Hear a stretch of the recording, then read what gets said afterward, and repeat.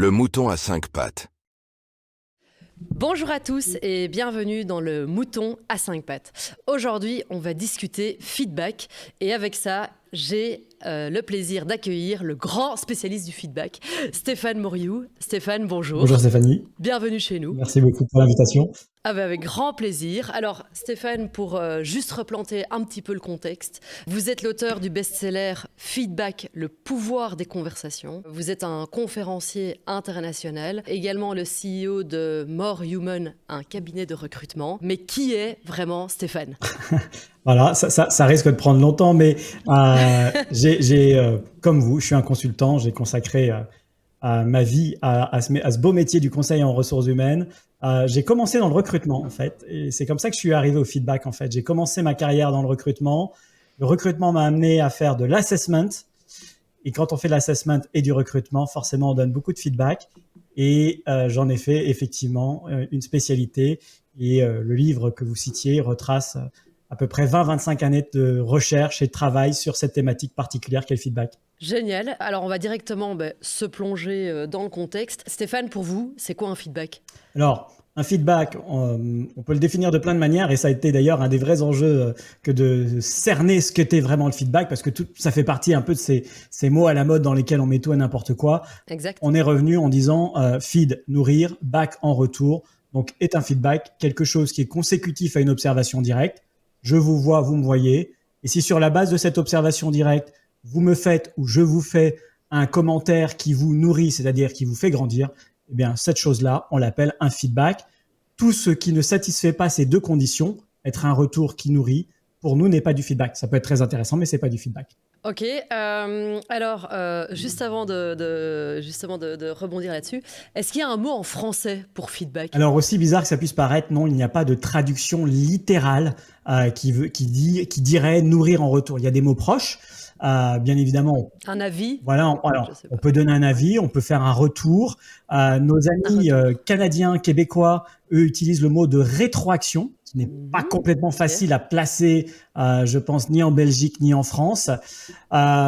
Pour les gens qui cherchent un autre anglicisme, il y a la notion de débriefing aussi, qui n'est pas très éloignée. Mais il n'y a pas un mot français qui dit spécifiquement nourrir en retour. Alors c'est vrai que pour des raisons pratiques, on a gardé dans nos travaux ce mot feedback comme le point de départ. Et comme je dis souvent, le mot n'est pas le plus intéressant. Ce qui est intéressant, c'est ce qu'il y a derrière le mot. Exactement. Et donc, pour rebondir sur ce que vous disiez juste avant, on parlait de nourrir. Et donc, bon, je connais déjà un petit peu la réponse, je pense, mais est-ce que tous les commentaires, tous les retours nous nourrissent ? Non, mais justement, c'est que pour être un vrai feedback, il faut avoir à minima l'intention de nourrir. Je ne dis pas que tous les feedbacks nourrissent nécessairement, mais ils sont formulés de telle sorte qu'on a envie de faire grandir l'autre. Or, dans le langage courant, on parle beaucoup, on échange beaucoup d'informations, mais finalement, combien de fois donnons-nous à l'autre ou recevons-nous en retour des choses qui nous font vraiment grandir ? Si on fait cette espèce d'analyse rétrospective, on va peut-être se rendre compte que finalement, il y a eu peu d'occasions dans nos carrières où on a soit donné, soit reçu ce feedback, ce commentaire qui nous fait grandir.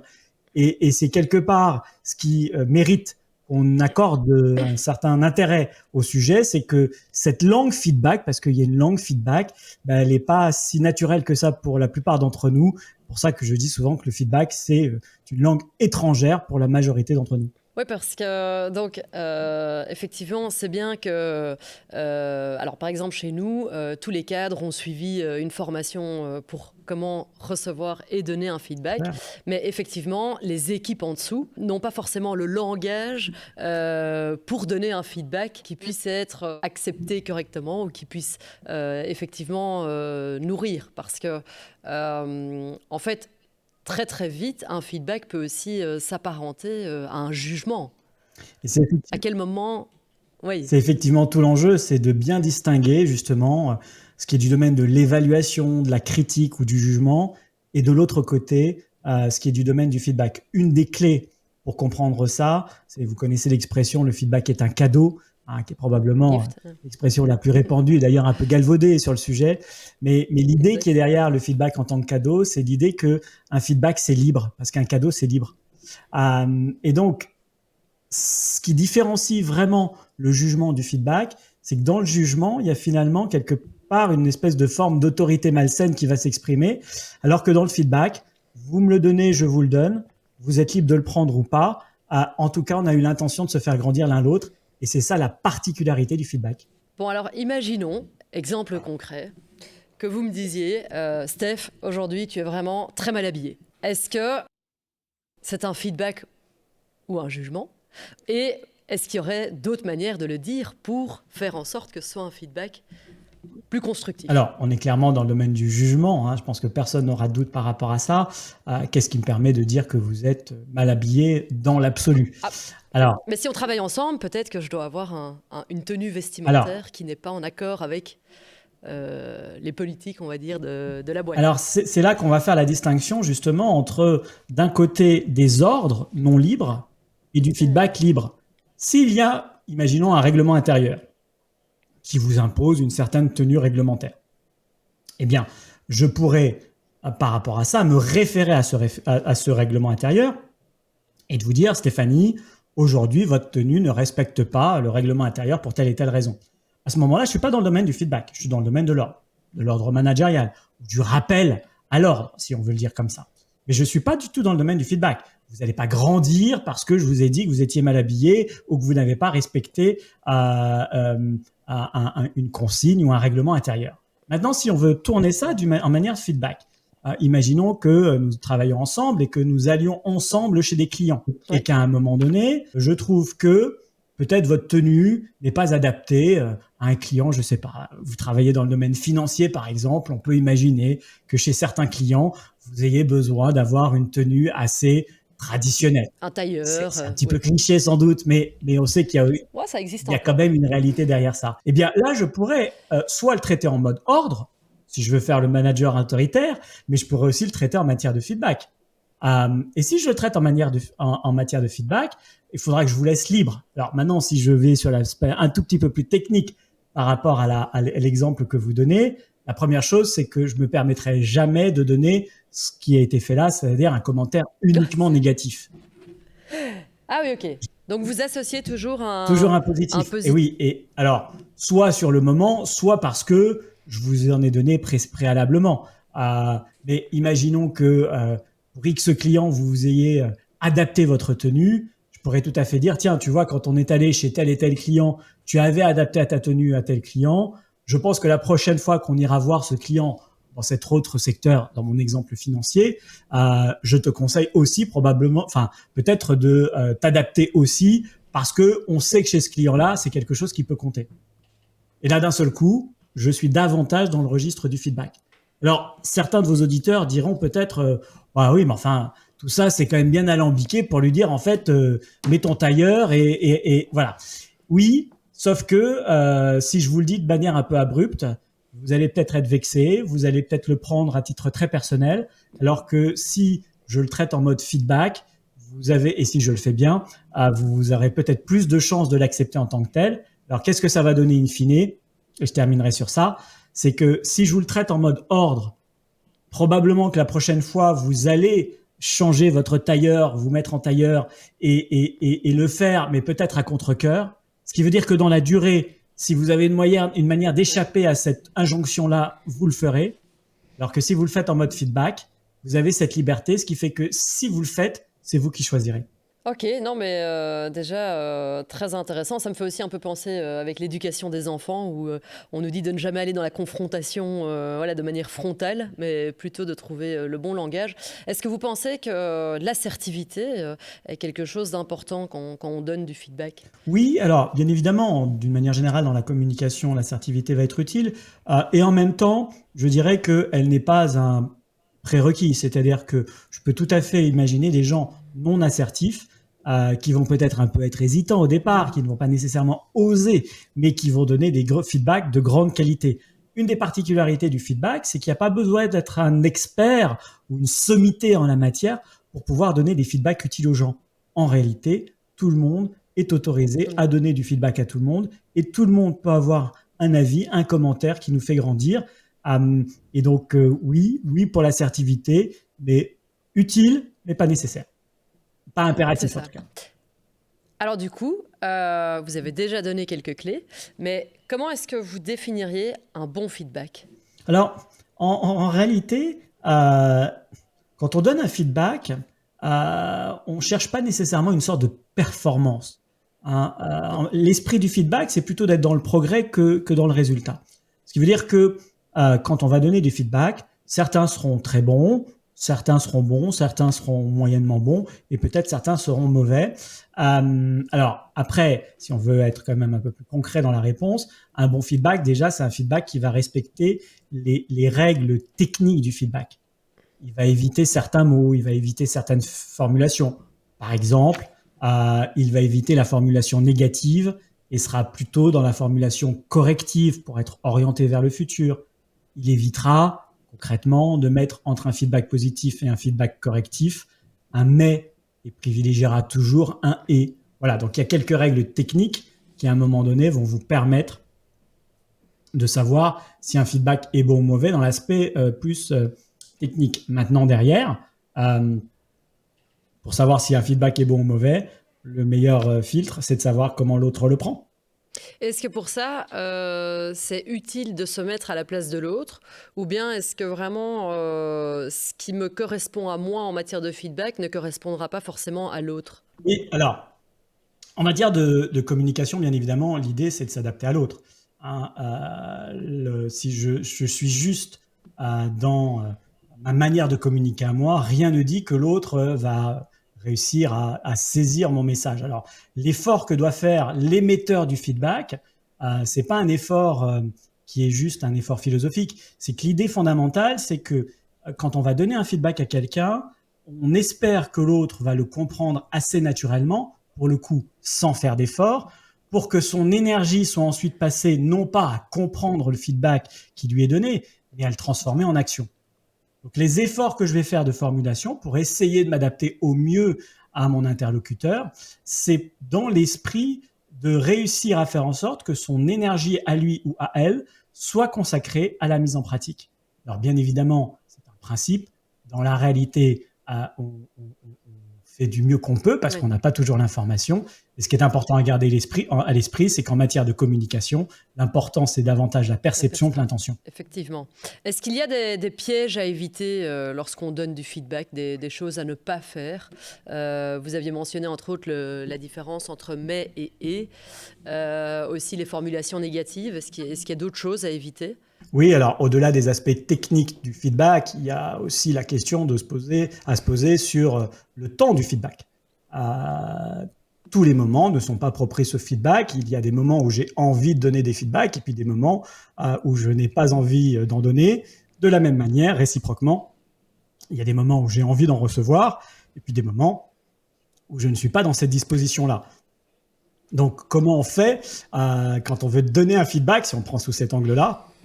Eh bien, tout simplement, on va demander à son interlocuteur, à son interlocutrice, si le moment est approprié pour recevoir un feedback. Et si jamais votre interlocuteur ou votre interlocutrice vous dit bah non, pour le moment, je suis un peu pressé, j'ai d'autres soucis ou j'ai d'autres réunions, eh bien, on va attendre et on va décaler tout simplement le feedback. Justement, on avait un manager ici la semaine passée, il veut donner un feedback à l'une des personnes de son équipe et l'invite à venir avec lui en salle de réunion.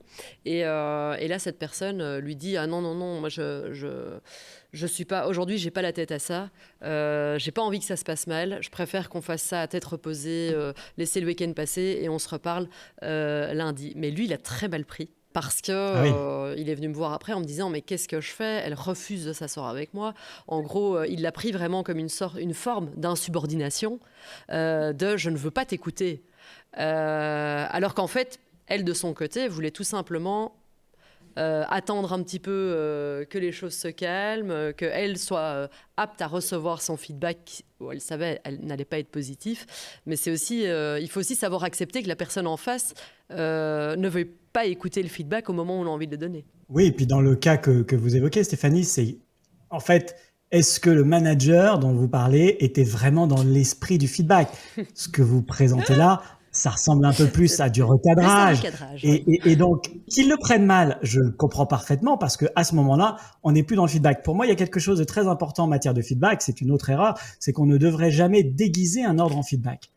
C'est-à-dire que pour moi, il est très important dans la relation, et vous parliez du management, mais vous parliez aussi de la relation avec les enfants, et c'est exactement la même chose. C'est vraiment de distinguer ce qui est d'un côté du domaine de l'ordre, sur lequel là, il y a effectivement une autorité, une sorte de supériorité qui va s'exprimer et sur laquelle, quelque part, celui ou celle qui le reçoit ne peut pas s'échapper. Et de l'autre côté, le feedback qui, lui, est dans un esprit très différent. En réalité, il y a entre les deux une vraie complémentarité. Mais si on discutait avec ce manager, je lui dirais, mais est-ce que finalement, aborder cette réunion comme si c'était une réunion de feedback, est-ce que finalement, tu n'aurais pas eu intérêt à préciser que ça n'était pas du feedback, que cette réunion-là, c'était une réunion managériale et que il y avait un certain nombre de choses à dire et à partager, quitte à ensuite donner du feedback après cette réunion. Mais pour moi, il est assez important de distinguer dans notre rapport à autrui ce qui relève de l'ordre non libre et ce qui relève du feedback libre. Oui, mais c'est ça. Et donc, du coup, parce que là, vous faites déjà toute une série de différences entre l'ordre, le recadrage, le jugement. Donc, je reviens alors à la question de base. À partir de quel moment, dans l'environnement, dans l'entreprise, à quel moment ce n'est pas une évaluation, ce n'est pas un ordre, un recadrage, à quel moment c'est vraiment un feedback? Je crois que le critère essentiel là, c'est vraiment quand on est vraiment dans l'esprit de faire grandir l'autre. Faire grandir. Typiquement, quand vous étiez sur l'exemple tout à l'heure de la tenue vestimentaire, ou quand vous êtes dans l'exemple là de ce manager et de cette réunion, on sent bien que on n'est pas vraiment dans l'esprit de faire grandir ou de faire développer ou de libérer le potentiel chez quelqu'un.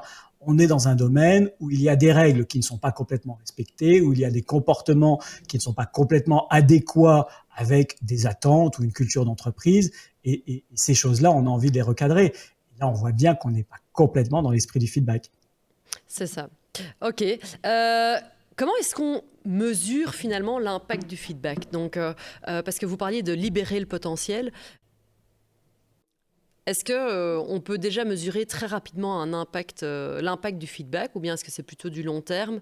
Comment ça se mesure? Il y a un grand économiste anglais qui a dit à partir du moment où une mesure devient un objectif, elle cesse d'être une bonne mesure. C'est Goodhart qui a dit ça.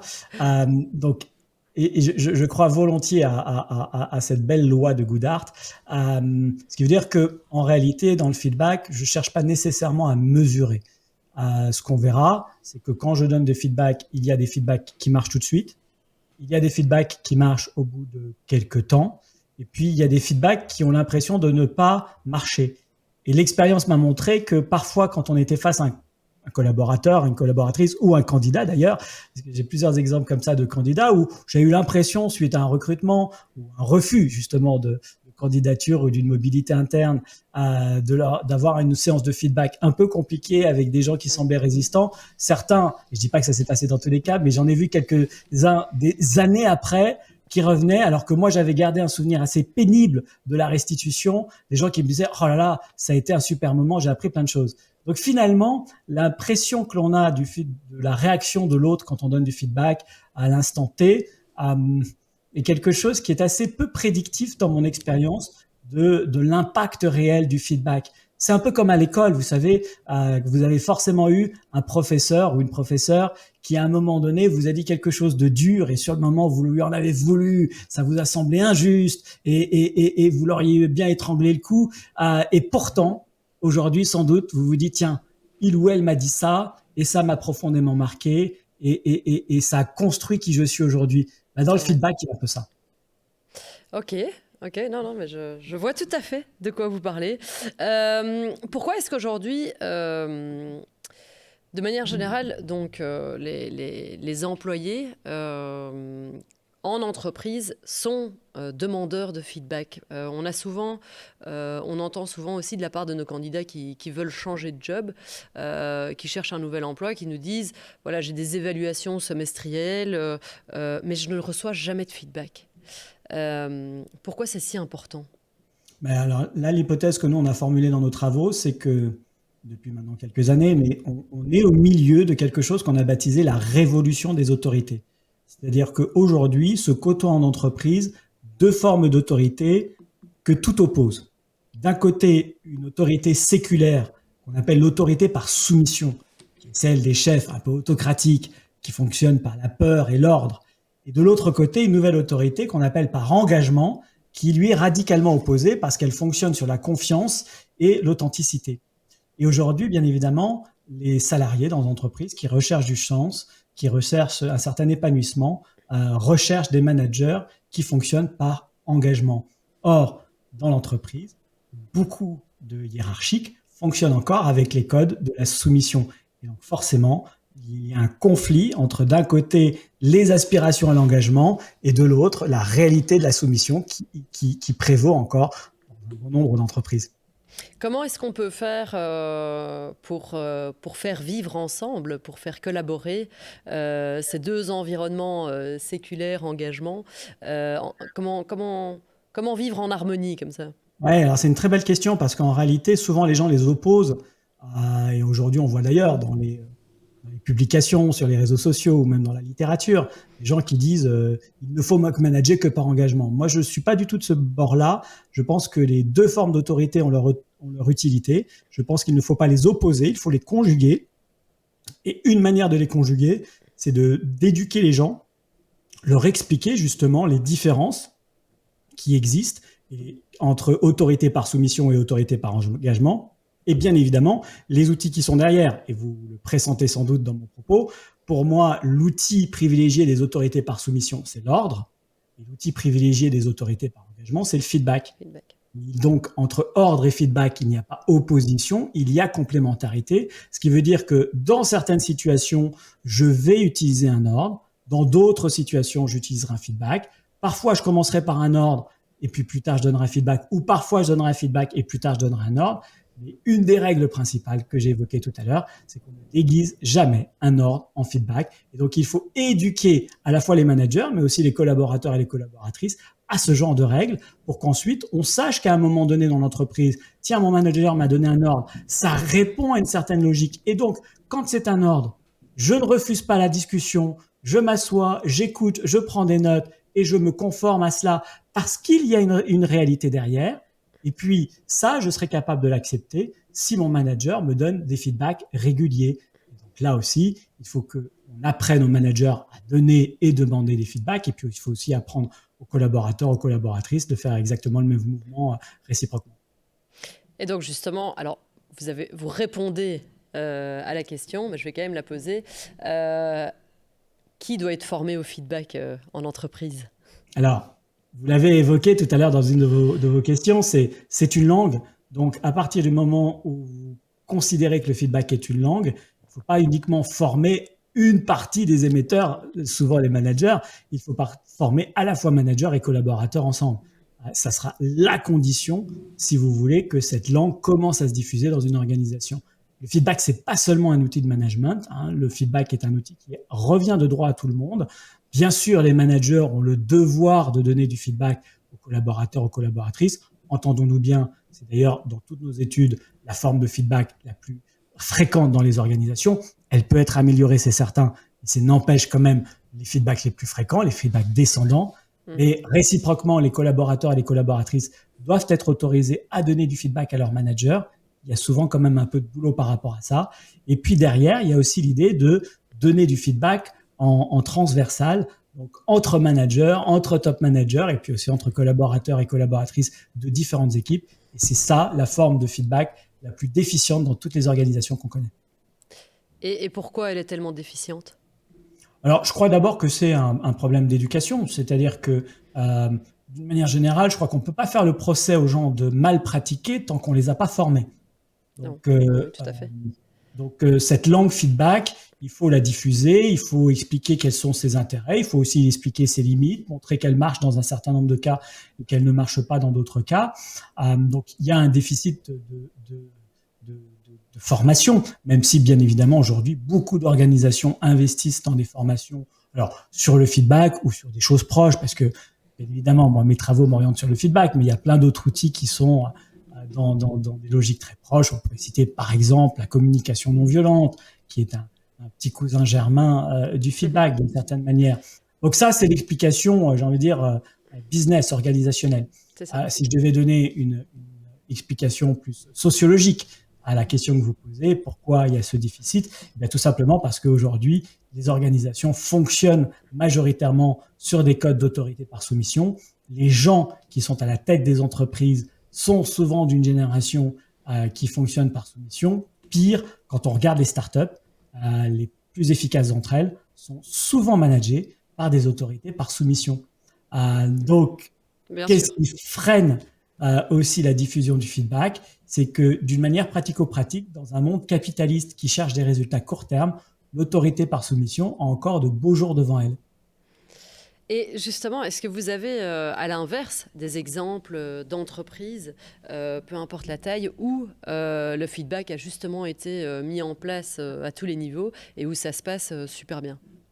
Oui, alors là, bien évidemment, on est au cœur de ça, puisque notre métier, c'est d'accompagner des organisations à développer leur culture de feedback.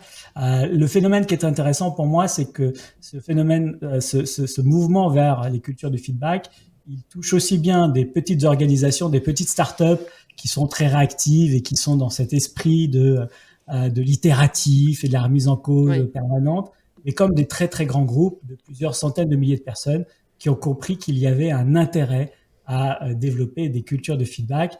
Et cette semaine, un de mes clients qui faisait son assemblée générale, un groupe du CAC 40 français, un très gros groupe français, disait dans son assemblée générale, avec tous ses actionnaires, que le feedback était au menu de l'année 2024. J'ai trouvé que c'était un signe intéressant que le feedback désormais s'invite dans certaines assemblées générales. Mais c'est bien, il y a du progrès. Donc c'est beau à voir. Du coup, c'est vrai, parce en ce moment, il y a beaucoup de termes qui sont un petit peu à la mode, comme la marque employeur, la culture d'entreprise. En quoi, pour vous, le feedback est important pour justement nourrir la culture d'entreprise, pour améliorer la marque employeur? Alors, il y a un premier élément de réponse qui est, on s'est posé la question, est-ce que ce feedback, c'est une mode comme d'autres choses en management, ou est-ce que c'est quelque chose de plus profond? Dans nos travaux, et pour le coup, là, dans le livre que vous citiez en introduction, je le démontre, j'espère, de manière assez étayée. En fait, le feedback, c'est pas une construction de l'esprit. Le feedback est inscrit dans le vivant.